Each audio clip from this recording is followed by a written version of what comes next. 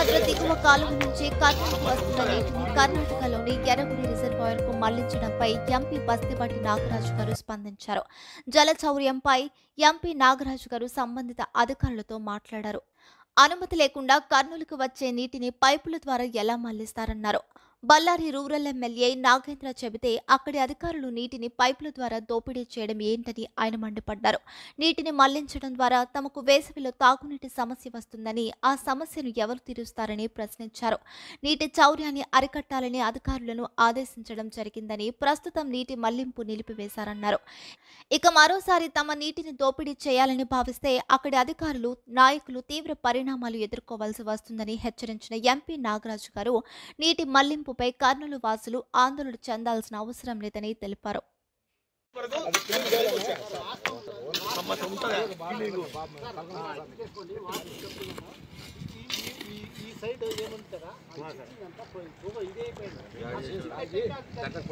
మీరు ఇద్దరు నిలబడి ఏం మామూలు పక్కన నడుస్తుంటే ఏం అర్థం ఇది?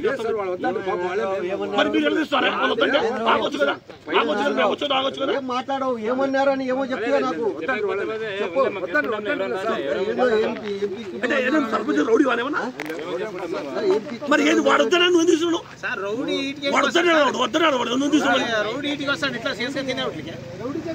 మరి అదే కదా మరి నిలబడింది వాడొద్దనే కదా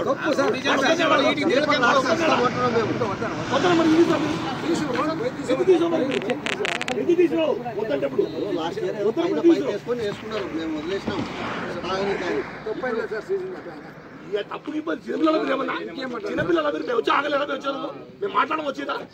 ఎమ్మెల్యే చెప్పినాడు, ఎమ్మెల్యే నీళ్ళు తీసుకుని అర్థమించి ఇలా గుర్తు చెప్పినాడు. నీళ్ళు ఎమ్మెల్యే ఏమన్నా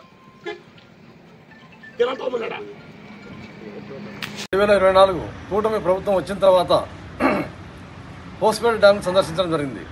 గత 30 డేస్ బ్యాక్ అక్కడికి పోయిన తర్వాత మన కర్నూలు జిల్లాకు ఎల్ఎల్సి వాటా కింద ఎంత రావాలనో అంత కోట ఖచ్చితంగా రావాల్సిందే అని చెప్పేసి అక్కడ అధికారులతో, ఎస్సీ గారితో అయితేనేమి, ఈఈ గారితో అయితేనేమి, చైర్మన్ గారితో అయితేనేమి ప్రతి ఒక్కరితో సంప్రదించి మా కోట విషయంలో ఎక్కడ రాజీ పడే ప్రసక్తి లేదని చెప్పేసి వాళ్ళకి తెలియజేయడం జరిగింది. అందులో భాగంగా మేము ఇచ్చినటువంటి ఆ హుకుంతో నీటిని జలచౌర్యం జరగకుండా కూడా అని చెప్పేసి వాళ్ళకు గట్టిగా చెప్పాం. కానీ ఈ రోజున మళ్ళీ గత ప్రభుత్వంలో ఏ విధంగా అయితే విధ్వంసం జరిగిందో ఆ విధంగా కర్నూలు జిల్లాకు అన్యాయం చేస్తున్నారని చెప్పేసి మా దృష్టికి వచ్చింది.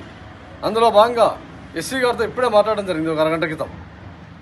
ఎర్రగూడ అనే ఊరి దగ్గర కర్ణాటక వాళ్ళు అక్కడ ఒక డ్రింకింగ్ వాటర్ పర్పస్ ఒక చెరువుకు నీళ్లు ఇది గతంలో ఒక పంపుతో చేసుకునేవాళ్ళు. వాళ్ళు ఏకంగా ఇప్పుడు వాళ్ళు దాన్ని గండి కొట్టేసి ఆ పైప్ ద్వారా దానికి చేయాలని చెప్పని మా దృష్టికి వస్తే ఎస్సీ గారు గట్టిగా హెచ్చరికలు జారీ చేయడం జరిగింది. ఎట్టి పరిస్థితులు జరిగిందంటే మాత్రం మరో ఉద్యమం రావాల్సి వస్తుంది. కర్నూలు జిల్లా నుంచి ఎల్ఎల్సి ఏమాత్రం అన్యాయం జరిగిందని చెప్పని చెప్పడం జరిగింది. అందులో భాగంగా అక్కడ రాజకీయ నాయకులకు కూడా తెలియజేయండి అని చెప్పని మా కర్నూలు జిల్లా తరఫున మేము తెలియజేశాం. కాబట్టి వాళ్ళు కూడా దాన్ని అరికట్టారు. ఇప్పుడే ప్రజెంట్గా ఒక అరగంట క్రితం వాళ్ళ అధికారులంతా అక్కడికి ప్రత్యక్షంగా వెళ్ళి అది ఆ నీళ్లు వెళ్లే ప్రసక్తే లేదని చెప్పేసి ఆ చెరువుకు వాళ్ళంతా ఆపారు. అక్కడ మన అధికారులు కూడా అప్రమత్తమై దాని మీద కఠినంగా చర్యలు తీసుకున్నారని చెప్పి ఇప్పుడే తెలియజేశారు మాకు.